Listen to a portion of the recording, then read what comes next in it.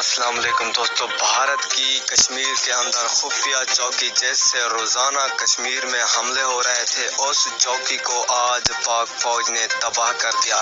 नाजरीन, आइए आपको मुकम्मल तफसील से आगाह करते हैं पाक फौज की एक बहुत बड़ी कामयाबी।